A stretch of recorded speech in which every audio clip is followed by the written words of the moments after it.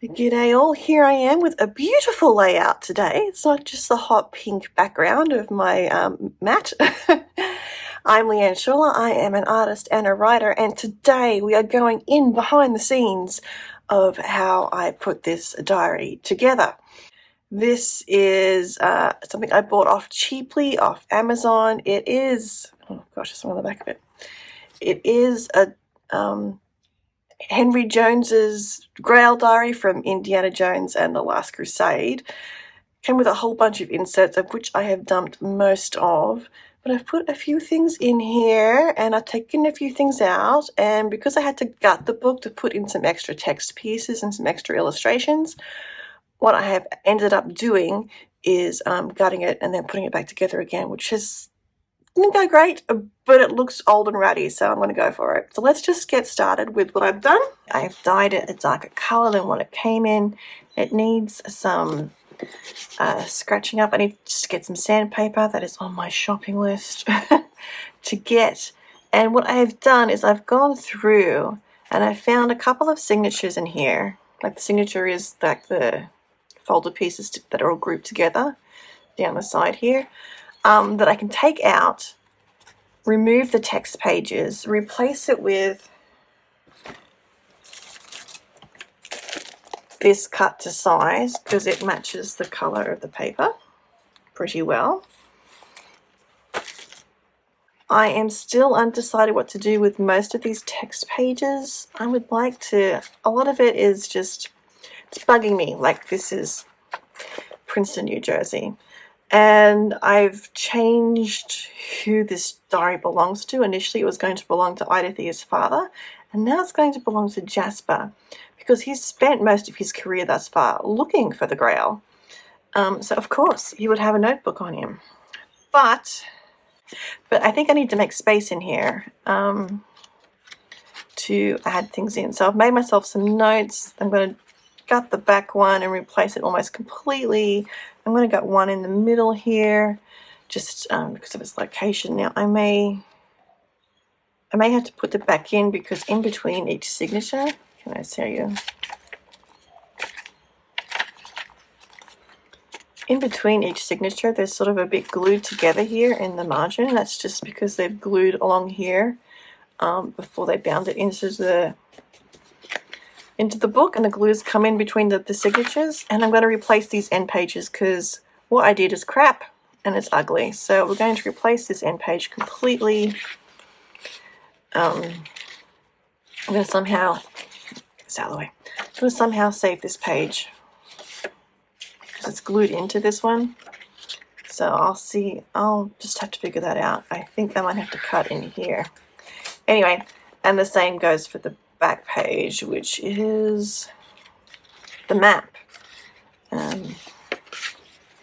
It's also glued to the end papers, which is glued that way. So I may just cover this, but I might have to, pulling it apart as we talk. Yeah, I can definitely, let's just mull down there, go in here and cut this and just cover this with new end paper when I put it back together again. So that's the plan. So I've just scratched it up. I did some not so fine, coarse, and now I've just done some fine. And I'm going to rub over the top of this to hopefully clean all the stuff off. Because I found the first time I did this, it still felt horrible in my hands, and it should feel like well-loved leather. So I wanted to give it the appearance of being well-used, well-loved, been around the world a few times, possibly even got wet. You can see where I've added pages in. They're slightly different. This one's a bit better. To give myself some more space to write for Jasper. I wonder if I can smooth this back a little more on the back here. It just feels really rough. I don't know why.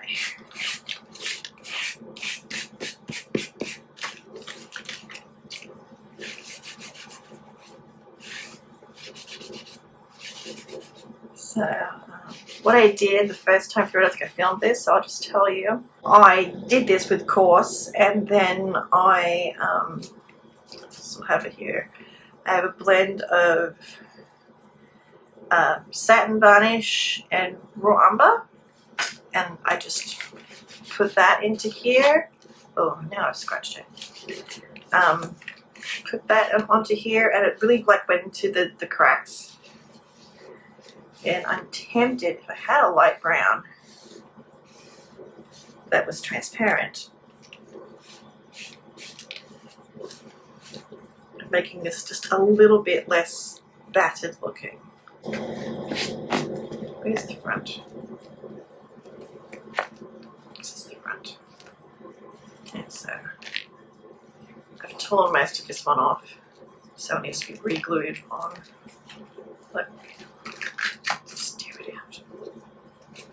Live a little. Where are my scissors?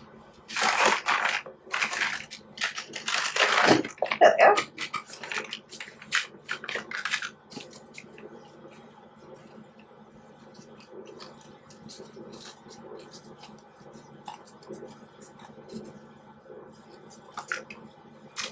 Doesn't have to be too perfect. So this was initially all glued onto this spine, which I semi kind of kept, and then they've added the headbands on. So what we will do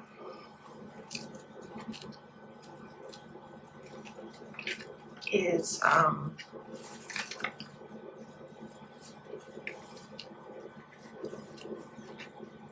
put the new end papers here and here. I have to pick them. I haven't picked them yet.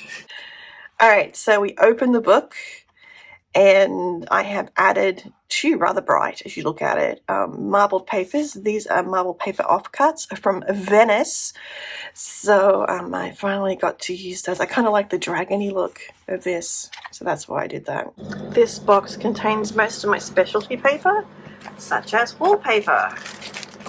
But I think I might have my Venice papers in here somewhere. Velvety flocked paper. Here we go. That's an entire option right there. This is more wallpaper. That won't work. Album, old map. That won't work. Oh, I wonder where that map is. I'm going to Germany this year. Calendary stuff, and then we have this old paper and these old papers and song music and transfer paper. Okay, well, that's it. We are going to see what we can use in this packet here. Preferably enough for front and back. Is that over there? Don't fall. But these were all offcuts, so I don't know. Obviously no. And this was just sample sheets, and they're all taped together, so that's obviously not enough. Neither is any of this. They're pretty though. Look at that. No, that's very Florentine. Florentine and narrow enough.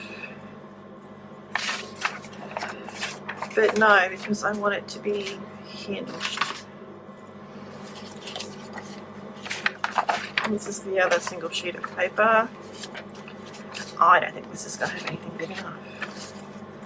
That, as they say, my friend, is disappointing. Wait. Nope. Small bits. Oh, wait. Nope. Don't have anything big enough. Grr, arg. That could be fun. Alright, here's a thought. What if it was this, and then I covered that with something else?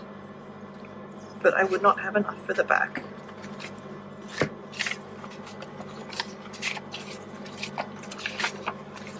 Yeah, if you see something, this is big enough But that doesn't exactly say. It's still a bit short. 18th century either. And this is. You know what? I could do that. I could just leave it as it is. The 2 pieces of paper. Because it's about the right height. I might want more red in it. Or this. I like the shape. That's enough for one, definitely. Okay. Are we keeping up? It's a little too thin. These are all tiny off-cutty bits.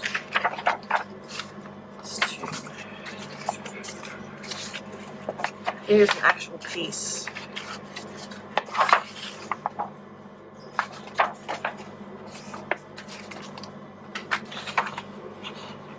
It would be, I'm assuming I do it the same size as the page, right? So I'd certainly have enough for 2. It's just just doesn't say Regency. This says Regency. So if I'm doing red and red on this one,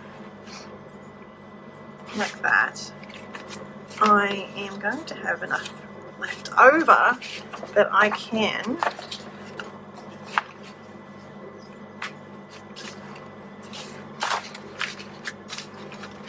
please.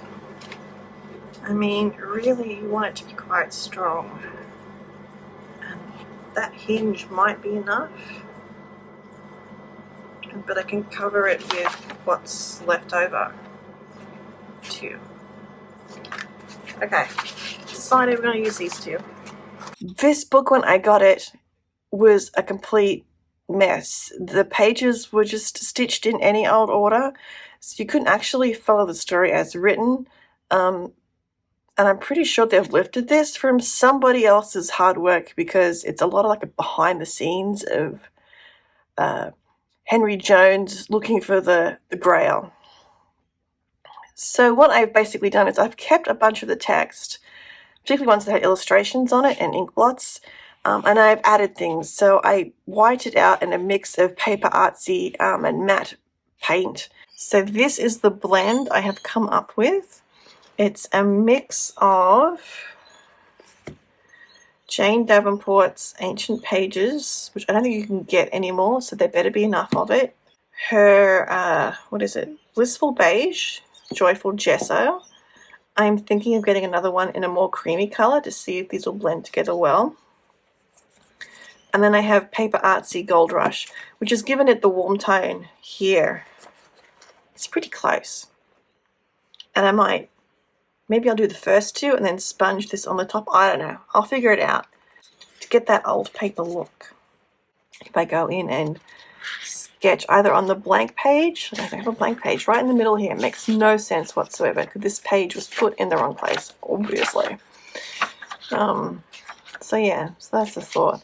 And I've marked the ones that are just solid text things. I can pull that out and hinge in or stitch in a non-text block. Because this means I have to read it. Ugh. Anyway, so that is the plan for Jasper's diary. That was my whiteout, and then I wrote over the top. And if you look, it looks really weird. It's probably because it's 2 different color inks to get the color that I wanted. So, and I've whited things out here and there that I've not covered up. Another thing, I drew in extra illustrations. This is actually from Wells Cathedral, because our owner of this diary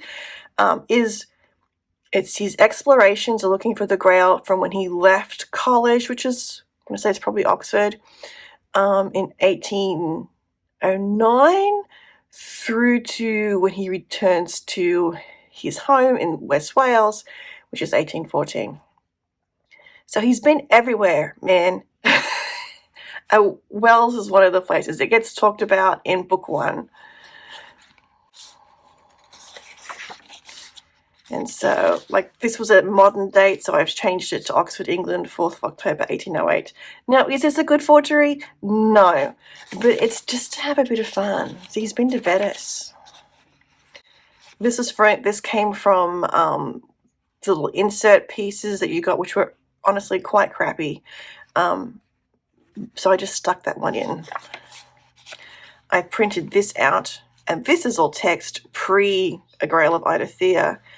About him going places, because this becomes important in book 3. So here's a stone circle that he visited as it happened. And I had to glue these pages in. These are aged pages that I bought from Officeworks, which turned out really nicely. So again, changing dates. So this is just a lot of the original, which A, is difficult to read, and B, not in the right order. I did attempt to put one in the right order, and we'll find that a little later on. So I added in like a little bit of architectural design. Here is Glastonbury Ruins, because that features in book 1. It's one possible place to go. He's been there. He's done that. Here's a sword. That's book 3, A Sword for Wellington. He was on a ship. It was called Ship Name. That's how crappy this particular edition was. And I changed it to the Barfleur. Why not? So again, it's a lot of rubbishy text. Some pretty good illustrations, though. I kind of like it for the illustrations that someone has copied from the Holy Grail actual prop and put in here. I think they've put in a few extras as well. So, I have something marked in here. Oh yeah, I wanted to cover that. Cover it that way.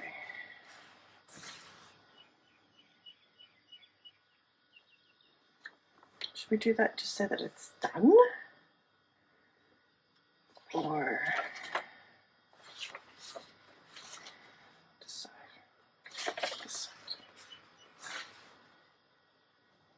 You can see the pages aren't an exact match. Good enough for government work, I say. Right, so I think I will mark that.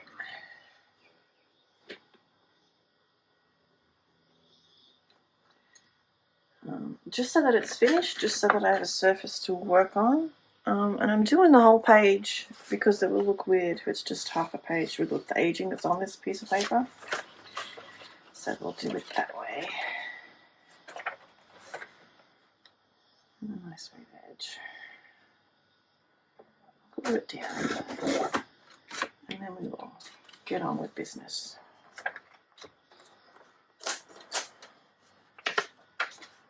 That way. Okay. Where's my glue? I've been using this art glitter glue for all my gluing in of pages, just because it has been my experience. There it goes.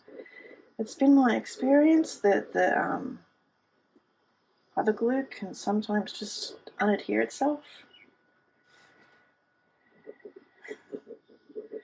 You know, it wears off, which is fine for my collages because, you know, they're not forever things.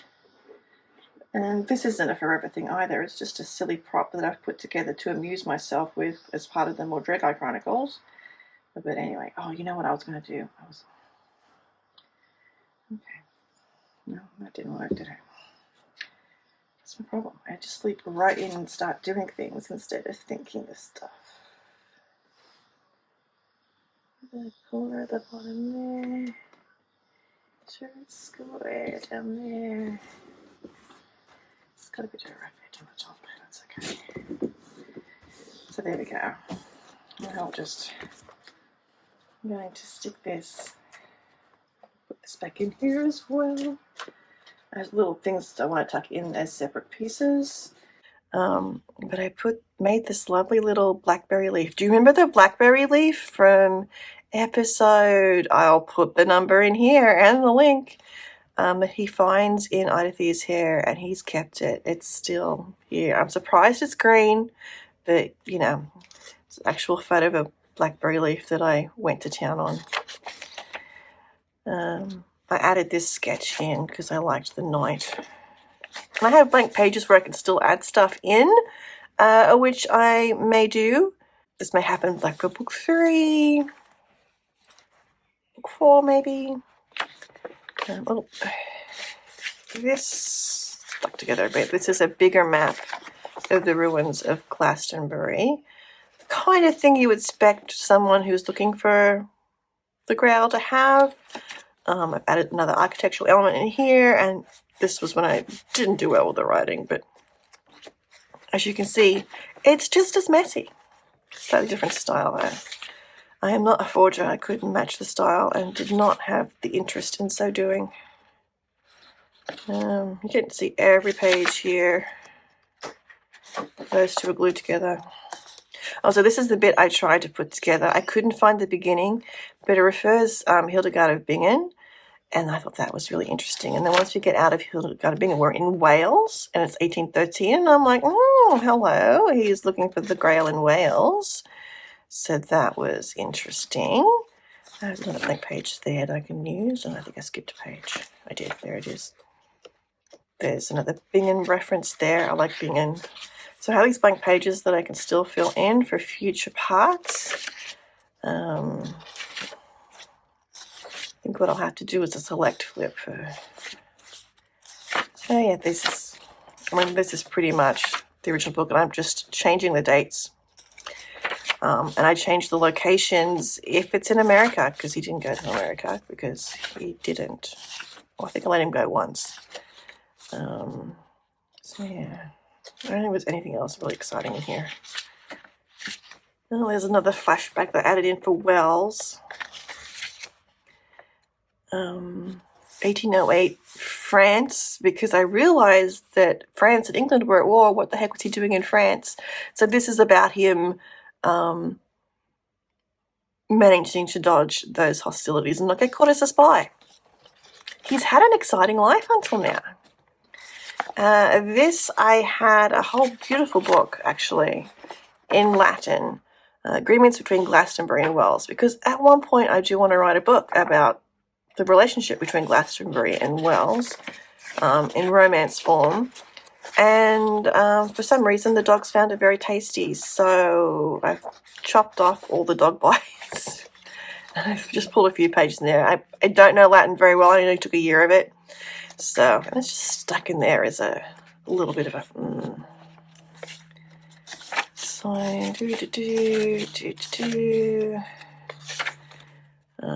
actually, I did have him go to New Jersey Princeton University, because that did exist in 1813.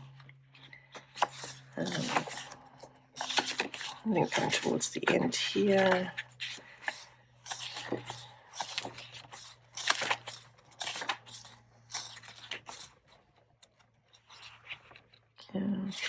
This was from another part. I took out a number of pages to put extra stuff in, so it wouldn't be too and so I've just covered up the writing that's underneath here, that particular picture. So I did want to save these blank pages for further writing.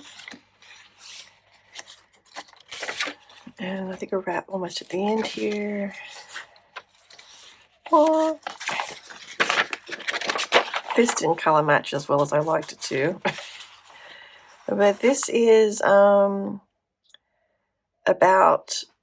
the Grail and what it's, as written by Taliesin. So I thought that was a good reference to put in. I drew this.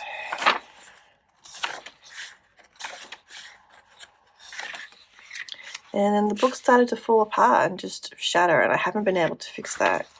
I did fix it here with some brown tape, but I didn't want to cover up the map, so I'm not quite sure how to fix that. I'm just going to leave it as raggedy. So that is the flip through. I hope you enjoyed that behind the scenes of creating Jasper's Grail diary. Let me know if you have any questions, and please share your comments about how you found this particular prop creation in the comments below. Thank you for watching, and as always, you may like, subscribe, all that good stuff here at YouTube, but don't forget, over on Substack, I have the Modrogai Chronicles, the written text of what you've been seeing being created here, and so please come over and join me there at projectstarfish.substack.com, and have a wonderful dragony day.